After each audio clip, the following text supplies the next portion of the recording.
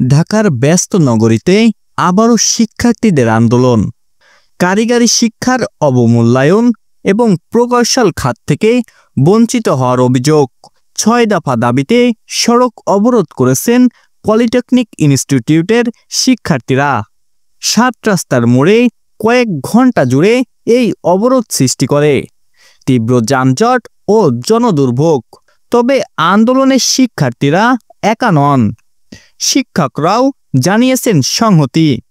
আজকের রিপোর্টে আমরা দেখাবো এই আন্দোলনের পটভূমি, শিক্ষার্থীদের দাবিগুলো, সাধারণ মানুষের ভোগান্তি এবং পুলিশের প্রক্রিয়া। রাজধানীর তেজগাঁওয়ের ৭ রাস্তার মোড়। দুপুরের দিকে রাস্তায় নেমে আসে শত শত শিক্ষার্থী। স্লোগানে স্লোগানে মুখর হয়ে ওঠে পুরো এলাকা। শিক্ষার্থীরা অভিযোগ করেন কারিগরি শিক্ষা দীর্ঘদিন ধরে অবহেলিত। প্রকৌশল কর্মক্ষেত্রের সুযোগ সুবিধা মূলত নির্দিষ্ট কিছু প্রতিষ্ঠানে শিক্ষার্থীরা দখল করে নিয়েছে। অথচ পলিটেকনিক থেকে পাশ হওয়া শিক্ষার্থীরা একই যোগ্যতা থাকা সত্ত্বেও বঞ্চিত হচ্ছেন। একজন আন্দোলনকারী শিক্ষার্থী বলেন, আমাদের অধিকার কেড়ে নেওয়া হয়েছে, আমাদের ডিগ্রির মূল্য কমিয়ে ফেলা হয়েছে। অথচ এই ডিগ্রির পিছনে 4 বছর আমরা পরিশ্রম করেছি, অন্যান্য সুবিধা পাচ্ছেন, আর আমাদের ঠেলে দেওয়া হচ্ছে পিছনে। একজন শিক্ষার্থী ক্ষোভ প্রকাশ করে বলেন, আমরা শুনেছি আমাদের আন্দোলনের বিপক্ষে অবস্থান নিতে গিয়ে কেউ কেউ হুমকি পর্যন্ত দিয়েছে। এটা মেনে নেওয়া যায় না। শিক্ষার্থীদের পাশে দাঁড়ান পলিটেকনিকের কয়েকজন শিক্ষকও। তাদের মতে, দেশের প্রযুক্তিগত উন্নয়নের জন্য কারিগরি শিক্ষার্থীদের সঠিক স্বীকৃতি ও কর্মক্ষেত্রের অধিকার নিশ্চিত করা জরুরি। একজন শিক্ষক বলেন, আমরা চাই এই আন্দোলন সুষ্ঠু সমাধান হোক। শিক্ষার্থীরা যেন সম্মানজনক চাকরির সুযোগ পান। তাদের বঞ্চিত করা মানে দেশের উন্নয়নকে বাধাগ্রস্ত করা।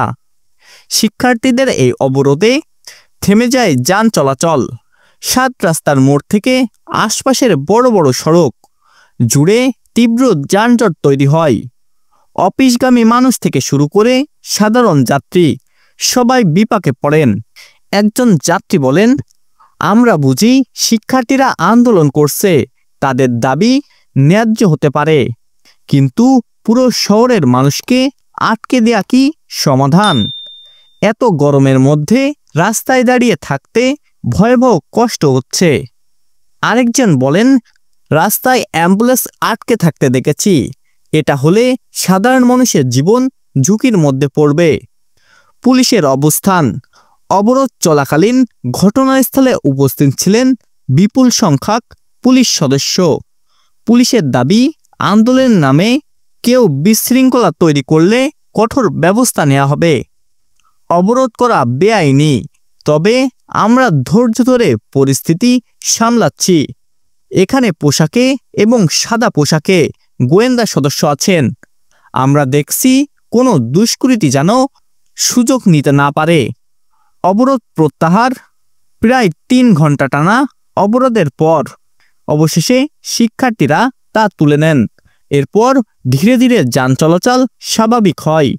তবে শিক্ষার্থীরা জানিয়েছেন, তাদের দাবিগুলো না মানা হলে ভবিষ্যতে আরও কঠোর কর্মসূচি নামতে পারে।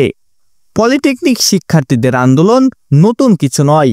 এর আগেও তারা সমান সুযোগ ও স্বীকৃতির দাবিতে আন্দোলনে নেমেছিলেন, কিন্তু এবার আন্দোলন আরও জোরালো হয়েছে।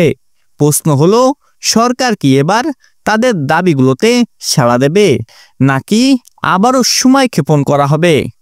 সাধারণ মানুষ চান শিক্ষার্থীদের ন্যায্য অধিকার যেন নিশ্চিত হয়, তবে একই সঙ্গে জনদুর্ভোগ যেন না হয়। আগামী দিনগুলোই বলে দেবে এই আন্দোলনের পরিণতি কোথায় গিয়ে দাঁড়ায়।